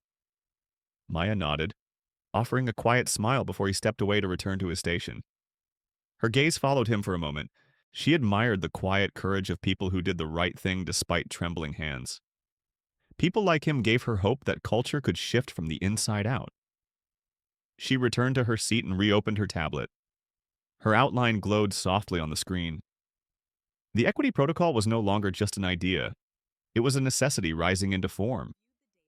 A shadow fell over her table. When she looked up, Todd Brennan, the lounge manager, stood there with forced composure. His uniform was impeccably pressed, yet nothing about him looked steady. His hands were clasped behind him, a stance meant to signal authority, though today it revealed only tension. "Dr. Ellison," he began, clearing his throat. "I've been informed that an internal review has begun." Maya nodded calmly. "That's correct." Todd swallowed. "I wanted a chance to speak with you directly." She gestured to the empty chair. "Go ahead." He sat rigidly. For a moment, he said nothing. His jaw flexed, his breath tightened. Maya waited patiently. Finally, Todd's voice emerged, strained but controlled. "I've been in this job a long time, long enough to know better than what happened today." He shifted slightly, eyes flicking toward the window. "But I didn't know better in the moment. I reacted. I judged. I didn't show respect." Maya listened without interrupting. His face carried the look of a man wrestling with pride, fear, and an uncomfortable truth. Todd continued, "I've always thought of myself as fair, someone who enforces rules equally, but watching the footage, listening to what I said. His voice thinned. I heard myself in a way I never have before. Maya tilted her head gently. And what did you hear? Todd's expression tightened. A man acting out of bias he didn't want to admit. A manager so protective of the status quo that he stopped seeing the people in front of him. His next breath faltered. I'm not proud of the way I treated you. Maya absorbed his words, letting them land inside her before responding. Respect isn't just about fairness, she said slowly. It's about presence, attention, intention. You weren't present with me today. You were present with your assumptions. Todd's shoulders fell. I know, Maya continued, her tone remaining calm but firm. Apologizing is a start. But culture doesn't change through apologies. It changes through accountability. His voice cracked slightly. The review will decide what happens next. Yes, she replied softly. And whatever the conclusion is, it will reflect the choices made before this moment. Todd nodded with a look of resignation, perhaps even grief. I understand. He left quietly. Maya watched him walk away, feeling the complex weight of witnessing a man confront the mirror of his own actions. There was no triumph in his regret, only a sober reminder of how easily small harms accumulated when bias went unchecked. Her phone buzzed again. Richard Coleman conference call moved forward. 40 minutes from now. Do you want Jillian in the room with you? She considered it for a moment. Dr. Maya Ellison. No, I'll take the call alone. Richard replied with a brief affirmation. She closed the message thread and allowed herself a slow, grounding inhale. The next conversation would not simply be a briefing. It would be the first formal step in reshaping the airline's internal landscape. A landscape that had quietly harmed people for years without clear acknowledgement. She stood, walked toward the corner of the lounge, and found a spot where natural light pooled across the floor. Maya let that light wash over her, not brightly, but gently enough to warm her skin. She thought of her mother, who had once told her, when the world tells you to shrink, expand just enough that they have to adjust their view. That memory stirred something deep inside her, something strong and steady. Not anger, not pride, but purpose. She walked back to her seat and lifted her tablet again, scrolling through her rough outline. At the bottom of the page, she wrote a new line in clear letters, "A company grows when it chooses to listen." As she typed the final word, a soft certainty settled within her. The system was finally listening. The lounge lights adjusted subtly as Dr. Maya Ellison prepared for the upcoming board briefing. A soft glow settled around her seat, reflected in gentle patterns across the polished floor. She sat with her tablet angled in front of her, her thoughts moving in quiet currents while she organized the final points of her report. The hum of distant aircraft blended with soft lounge music. People around her continued their conversations in low voices, unaware that within these walls, a turning point for the airline was forming. Maya felt the weight of that truth sit calmly inside her chest. Her phone vibrated, a reminder from the system board briefing in 5 minutes. She inhaled slowly, letting her breath travel through her body in a steady wave. She repositioned her chair slightly, ensuring she faced a quieter corner of the lounge. She placed one hand gently over her badge, feeling the familiar texture of its surface, the weight of its significance. The call connected. Faces appeared one by one across the tablet screen. Some familiar, some newer, each framed in their individual offices or conference rooms. At the center was Richard Coleman. Beside him sat Jillian Hart. At the far right, 3 board members who rarely spoke unless something serious had occurred. Richard greeted her first. Maya, thank you for joining. We've heard a preliminary outline from HR, but we want to hear directly from you. Maya nodded, her voice steady. Thank you all for being available on short notice. One of the board members leaned forward. We understand an incident took place at Terminal 8. We'd like your honest account. Maya paused gently, gathering herself. Not out of hesitation, but out of intention. She began recounting every detail. The tone of Karen's voice, The dismissive glance. Todd's insistence on rules that were applied unequally. The threat of calling security. She spoke plainly, without dramatization, letting the quiet truth settle in the space. As a black woman, she continued, I am familiar with these patterns. What struck me was not the behavior itself, but how ordinary it seemed to them, how automatic, how unchallenged. A shift rippled through the faces on the screen. Richard's eyes lowered. Jillian's jaw tensed. Another board member asked, Did any staff intervene on your behalf? Yeah, Maya said. A young associate named Eli stepped in with concern. He didn't confront them directly, but he saw what happened. Later, he gave a full statement to HR.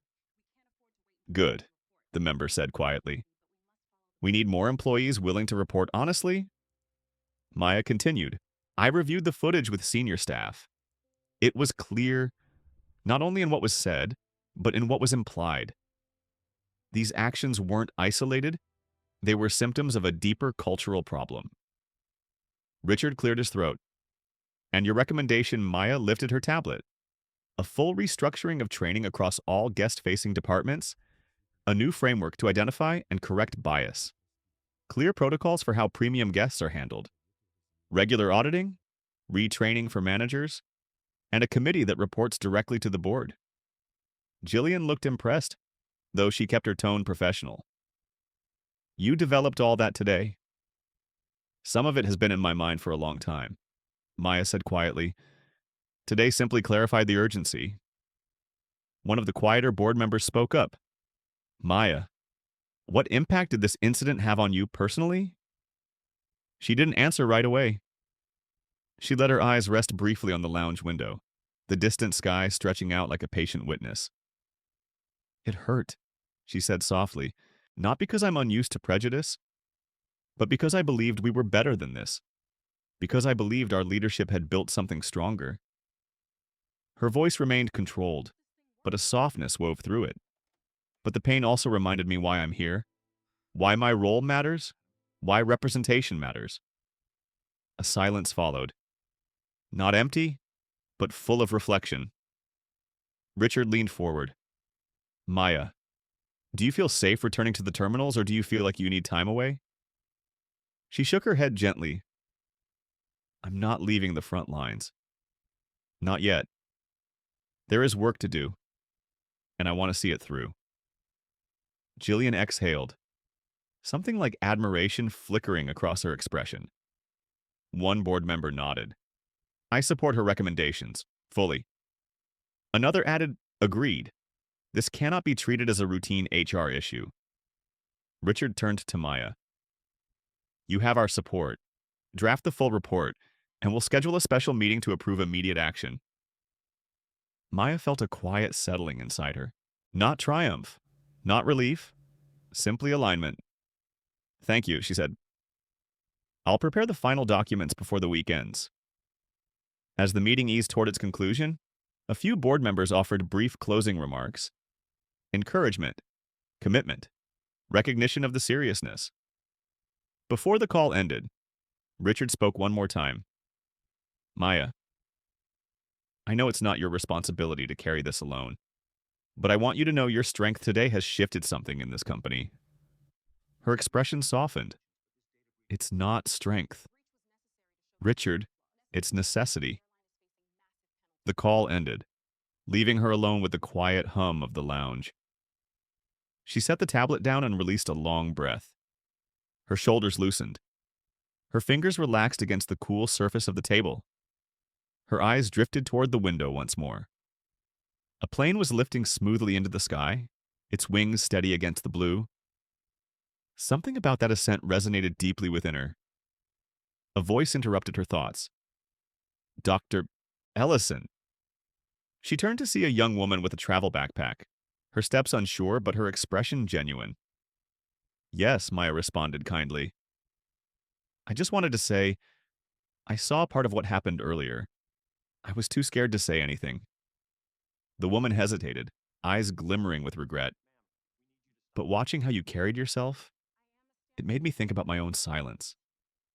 Maya offered a warm, understanding smile. Silence is something we all learn to break at our own pace. The woman looked relieved. Thank you. It means a lot just to hear you say that. When she walked away, Maya felt a small, expanding warmth in her chest. People were waking up, seeing themselves, choosing differently. She gathered her belongings, smoothing her suit jacket with a gentle hand. Her body felt heavy yet grounded. A quiet certainty threaded through her.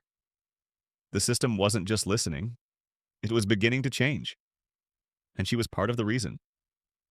The lounge had settled again by the time Dr. Maya Ellison gathered her things. The briefing had taken much from her, yet it also left her with a quiet clarity she hadn't expected. She felt as though some invisible boundary had shifted, allowing air to move differently through the room. She stood near the window for another breath, letting the wide stretch of the airfield calm her pulse. Her badge caught a soft shimmer in the light. She placed a gentle hand over it, not to flaunt authority, but to remind herself of the long road she had walked to earn it. A road filled with dismissed ideas, quiet obstacles, and moments of silent endurance. Today added one more chapter to that journey, but this chapter felt different. It felt like a turning point. She slipped her tablet into her bag and stepped toward the lounge entrance. The sliding doors opened smoothly in front of her, releasing her into the wider terminal. Crowds moved in slow streams, each person carrying their own stories, their own destinations, their own quiet reasons for being here. Maya walked with purpose, but not haste. Halfway through the concourse, she noticed Marcus Hale waiting beside a row of seats. His posture was steady, though something in his expression suggested he had more to say. When he saw her approaching, he straightened slightly. Maya, he greeted. Marcus. She replied with a soft nod. He gestured toward an empty seat. Do you have a moment? For you? Yes. She answered and took a seat beside him. Marcus rested his elbows on his knees, hands clasped. I spoke to a few team leads after our earlier conversation. Many had heard about what happened this morning. His voice lowered. Some admitted they weren't surprised. Maya listened quietly, her gaze holding steady. Marcus continued. This terminal has struggled with turnover, stress, and honestly, leadership that leaned too hard on convenience instead of compassion. People got used to enforcing rules without considering context. They stopped seeing travelers as humans. Maya nodded, her tone reflective. Systems forget humanity when no one holds up a mirror. Today was the mirror. Marcus exhaled deeply. Some of the staff felt ashamed when they saw the footage. Not because they contributed, but because they stayed silent. Silence is easier than confrontation, Maya said. But silence is what allows patterns to survive. I know, Marcus murmured. I told them change is coming. Real change. Her eyes softened. Thank you for taking this seriously. He gave her a thoughtful look. It's overdue. And I think you're the right person to lead it.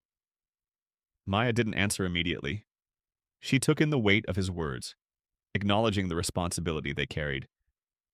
I'm willing to guide it, she finally said. But it won't be just mine to carry. Everyone has to be involved.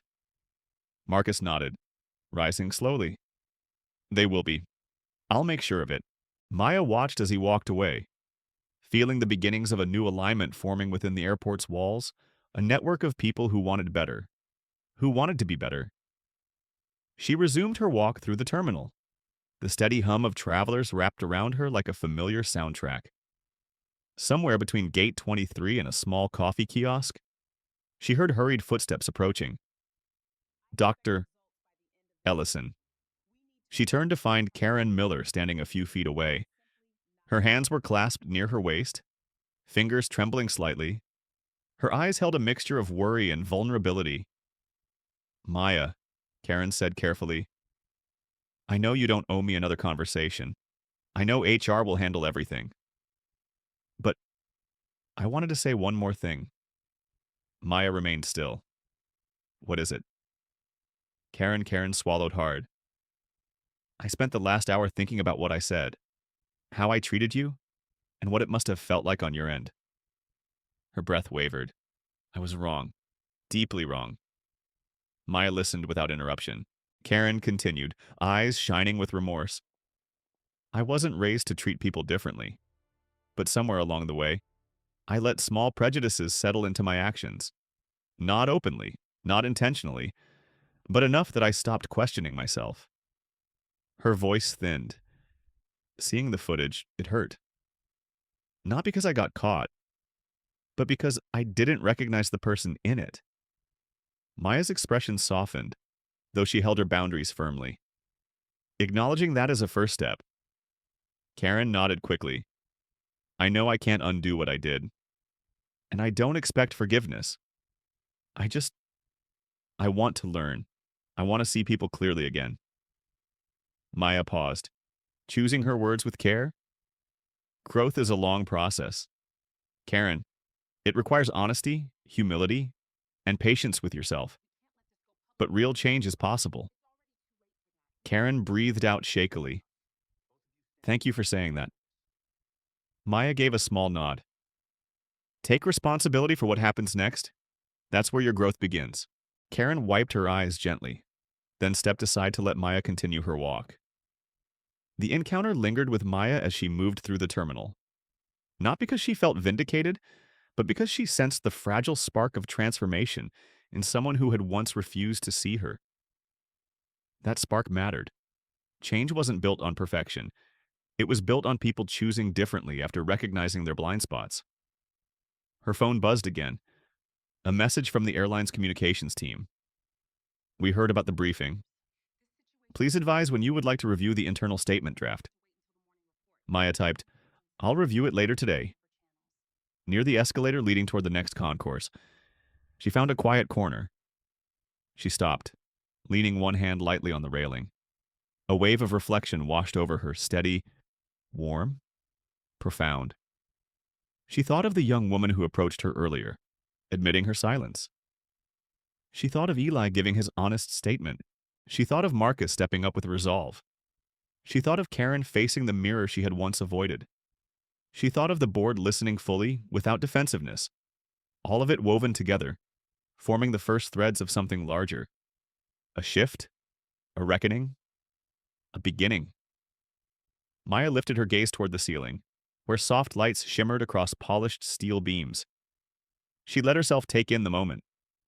Not as a victory, not as a burden, but as a turning point shaped by courage, honesty, and the quiet insistence on being seen. Her heart felt grounded, steady, resolute. The system had been shaken awake, and she knew the real work was only just beginning.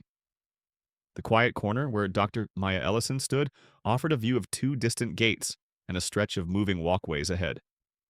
Travelers drifted along the belts or strode beside them, with luggage rolling in smooth arcs. The airport carried its usual pulse, yet Maya felt something distinct humming beneath the surface. A subtle awareness. A readiness. Maybe only she could sense it. Maybe it was just within her. But the world seemed slightly more attentive than it had earlier. She steadied her breath and began walking toward the elevator that would take her back down to the main level. There was something unfinished tugging at her. Not anger. Not a desire for confrontation.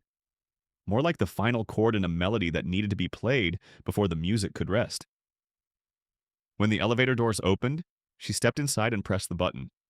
The soft hum filled the small space as she descended. Maya closed her eyes for a moment and let the calm gather around her like a protective shawl. She wasn't returning to Terminal 8 to revisit pain. She was returning to acknowledge it fully, to bring clarity into a place where shadows had lingered too long. The doors slid open. A faint buzz of conversation drifted toward her from the central concourse. She stepped out and began walking the familiar route she had taken earlier. This time, her steps were slower, more measured. There was no tension in her shoulders, only a sense of grounded purpose. As she approached the entrance to the Orion Atlantic Lounge she had been denied from hours before, the area looked different. The soft chatter from nearby passengers quieted as people noticed her badge, her bearing, her presence. Some remembered her from the earlier scene without knowing her name. Their expressions softened with recognition. Maya paused a few feet from the reception area. letting her eyes take in the space. The glass panels reflected a muted glimmer from the overhead lights. The counter where Karen had once stood now held a temporary replacement, a young associate reviewing guest arrivals. Maya recognized him from earlier glimpses. His badge read, Cole Ramirez. Cole noticed her and immediately straightened, offering a respectful, somewhat nervous smile. Dr. Ellison, he greeted softly. Good to see you again. She nodded with warmth. Thank you. Cole, how are things holding up here? We're managing, he replied, lowering his voice slightly. A few team members have been reassigned for the day. I believe Mr. Price requested that we keep operations calm until the investigation is fully processed. Good, Maya said. That's a necessary step? Cole hesitated. Do you want to go inside? Maya looked past him, through the transparent doors where travelers sat reading, working, or resting. That space had once felt like a symbol of exclusion, but now it held a different weight. A reminder of how quickly power dynamics could shift when truth stepped into the light. She shook her head gently. Not just yet. I'm here for something else. A soft footstep behind her drew Maya's attention. She turned to see Samuel Price, his expression composed but thoughtful. He held a small folder tucked under his arm. Dr. Ellison, he greeted. I had a feeling you might return. Maya gave a slight smile. I needed to see this place again. Not out of resentment, just clarity. Samuel nodded. Closure often requires revisiting the moment where everything cracked. She appreciated the way he phrased it. Is HR on site? Yes, Samuel replied. They're using one of the meeting rooms inside the lounge to conduct interviews. Karen spoke with them for nearly an hour. Todd will speak with them next. Maya absorbed that with quiet contemplation. How are they taking it? Samuel paused. Reality is settling in. Maya lowered her gaze, not out of satisfaction, but out of recognition of how heavy the consequences could feel. A moment passed before she said, I don't want punitive measures to be the only outcome. Accountability is important, but growth is the true goal. Samuel nodded, kindness softening his eyes. That's why you lead with principle instead of pride. I lead because I've been forced to navigate this world in ways others haven't, Maya said quietly, and I don't want the next generation to inherit those same wounds. From behind the counter, Cole listened with quiet reverence. Samuel stepped closer. Would you like to observe some of the interviews or prefer to keep your distance? Maya considered it. A part of her wanted to witness the full truth being revealed. But another part understood that healing wasn't found in hovering over consequences. Healing lived in stepping forward, not back. She shook her head. I trust the process, and I trust the team handling it. Samuel nodded. Understood. As he started to turn away, Maya spoke once more. Samuel. He paused, facing her again. Thank you, she said gently, for seeing me, for stepping in when it mattered. His expression warmed. It was the least I could do. But more importantly, it was the right thing. A group of passengers walked by, giving Maya a soft glance of recognition. Their quiet nods conveyed something simple respect. She returned the gesture subtly. Maya took a few steps back from the lounge entrance, stopping at a spot where she could see both the counter and the bustling concourse behind her. The space no longer felt hostile, as it felt like a chapter that had been difficult to read but necessary to finish. Her phone buzzed again. A message from Jillian Hart HR just sent the preliminary findings. Would you like them forwarded to you now? Maya typed slowly. Send them. I'll review on my next flight. She slipped the phone into her pocket and turned back toward the wider terminal. Her stride felt lighter now, each step releasing a small piece of the tension she had carried earlier. The world around her moved with renewed harmony. Luggage wheels rolled over polished floors. Children pointed at planes through the windows. Announcements echoed gently overhead. She walked toward Gate 42, where she planned to sit before boarding. As she approached, She heard footsteps catching up behind her. Maya. She turned and saw Eli Carter, slightly breathless but determined. I didn't get a chance to thank you properly, he said, for how you spoke to me earlier, for listening, for treating me like my voice mattered. Maya smiled warmly. Eli, your voice did matter. It helped uncover the truth. You're part of this change as much as I am. Eli's face softened with appreciation. I'm going to keep doing the right thing, even when it's uncomfortable, Wart. That's how cultures shift. Maya replied, one honest person at a time. Eli nodded and stepped back, giving her a final respectful glance before returning toward the lounge. Maya watched him go, feeling a quiet swell of hope. She turned toward the large windows near Gate 42 and found a seat. The view outside stretched wide, dotted with aircraft preparing for their next journeys. The sky looked open, expansive, full of possibility. Her heart mirrored that openness. She had returned to Terminal 8 not to fight, not to prove anything, but to reclaim the space where she had once been diminished. She had stepped into the truth of what happened, and in doing so, she had left something behind. Not the memory, not the lesson, but the sting. As she sat quietly with her thoughts, she knew the next chapter awaited her, and she would meet it with the same steady strength she carried now.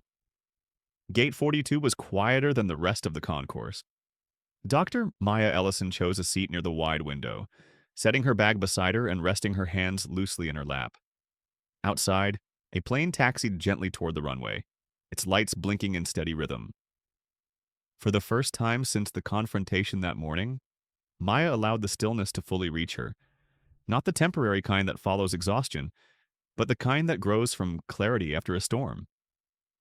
She leaned back slightly in her seat and let her breath deepen. Her tablet chimed with a new notification. HR had already forwarded the preliminary findings. She didn't open them yet. Her heart knew what they contained. What mattered more was the transformation she had witnessed throughout the day. Not because everyone became better instantly, but because people had begun to see themselves with new honesty. Her phone vibrated softly again. A message from her mother appeared on the screen. Hope your flight is smooth. Call me when you land. Trust your instincts. You always have. A small smile tugged at Maya's lips. Even after so many achievements, so many rooms she'd learned to navigate, her mother's words still grounded her in a way nothing else could. She typed a brief reply. Will do. Love you. Before she could pocket the phone, someone approached. The soft steps were unfamiliar, but the hesitation behind them reminded her of something she had heard earlier in the lounge.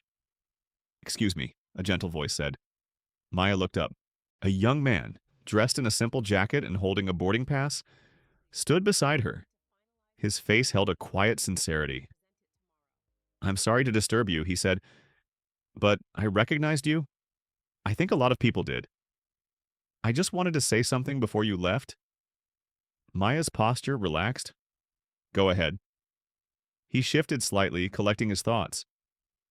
I didn't see the full incident, but I saw enough to understand what was happening. I didn't step in. I wasn't sure if it was my place. His voice steadied. But watching you handle everything with so much grace, it changed something for me. Maya listened, giving him her full attention. The young man continued. My sister goes through things like that sometimes. She's young, she's brilliant, but the world doesn't always see her clearly. A pause followed. I guess what I'm trying to say is, thank you. You showed me what strength looks like when it's quiet but unshakable. Maya's chest warmed. What you saw wasn't strength alone. It was necessity. But I appreciate your words. He nodded gratefully before heading toward his gate, shoulders lighter than when he arrived. Maya folded her hands in her lap again. She felt every thread of the day weaving into something larger. Not a perfect tapestry, but one stitched with new intentions, new truths. A voice from her left spoke softly. You're Dr. Ellison, aren't you? She turned to see an elderly man lowering himself carefully into a nearby seat. His hands trembled slightly, but his eyes held a lifetime of weathered wisdom. Yes, she replied warmly. I am. My wife would have liked you, he said with a small smile. She always believed in people who stood their ground but didn't lose their humanity. That's kind of her, Maya said. He nodded slowly. The world is full of people who think power means raising their voice. But you? His smile deepened. You reminded me that real power is knowing when not to. Maya exhaled softly.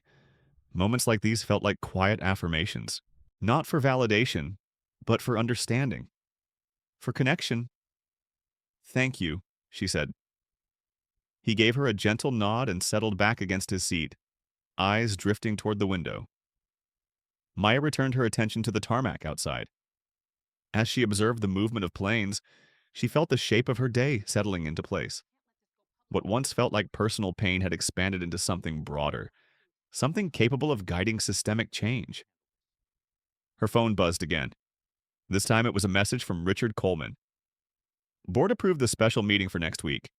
Your framework will be the central agenda. Whatever you decide to propose, we'll stand behind it. Maya allowed herself a small, grateful sigh. She typed, Thank you, Richard. I'll have everything ready. She tucked the phone into her bag, then gently rested her palms on her knees.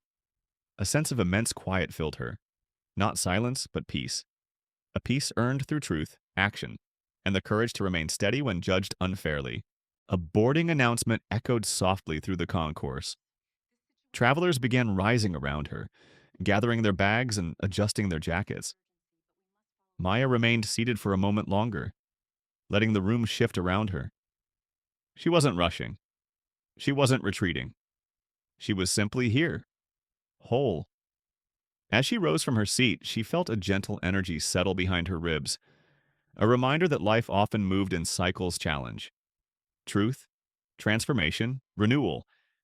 Today had carried all those layers. She walked toward the boarding lane, her steps quiet but assured. As she handed her pass to the agent, he glanced at her badge before meeting her eyes with a warm, steady respect. Have a good flight, Dr. Ellison, he said. You too, she replied softly. As she entered the jet bridge, the air around her felt different. Lighter, a path extending forward, ready for whatever she would carry into the next room, the next meeting, the next moment. Her footsteps fell into a rhythm that matched the gentle hum of the aircraft ahead. When she stepped into the cabin, she took one last look back toward the airport's vastness. A place where she had been diminished, a place where she had stood her ground, a place where truth had begun to reshape the air itself. She found her seat and settled in, the fabric warm beneath her hands. As the engines prepared for departure, she closed her eyes briefly, not out of exhaustion, but gratitude. What happened today would ripple far beyond her. That was the quiet power of truth. It never stayed still. It moved through people, through rooms, through systems, until something finally shifted. When the plane lifted from the ground, Maya felt the weight she'd carried loosen. Not vanish, but lighten in a way that made the sky feel wider. She kept her eyes open this time, watching the ground fall gently away beneath her. The world looked expansive, unfinished, possible. She carried that possibility with her. And this time, she wasn't alone. Maya Ellison's story is more than just a small incident at the airport. It reflects a reality that many people silently experience, being judged by their appearance, being overlooked, being rejected even when they have worked their whole lives to get to where they are. The biggest lesson here is dignity does not come from the eyes of others, but from how we support ourselves. Despite being hurt, Maya did not choose to react explosively, nor did she choose to endure in silence. She chose to face it calmly, to protect herself with the truth, with reason, with the authority she had worked so hard to achieve. Her strength did not lie in her board of directors card, but in not losing her humanity, not letting her pain turn into venom. Looking at Maya, we see that every human being has the right to demand respect, whether they show up in an expensive suit or a simple shirt. We learn that confronting injustice is not just to right our own wrongs, but to prevent it from happening to anyone else. For older people, This story is a warm reminder. Kindness is still the most powerful choice. Integrity always leaves a lasting mark, and persistence can change a system. Thank you for taking the time to follow this story from beginning to end. Each view, each feeling of yours is the motivation for us to continue bringing stories that touch the heart and create connections between people. If you feel that Maya's story brings hope, empathy, or motivation to you, please take a second to like, share, and subscribe to the channel. That helps us spread more meaningful stories to the community. See you on the next journeys.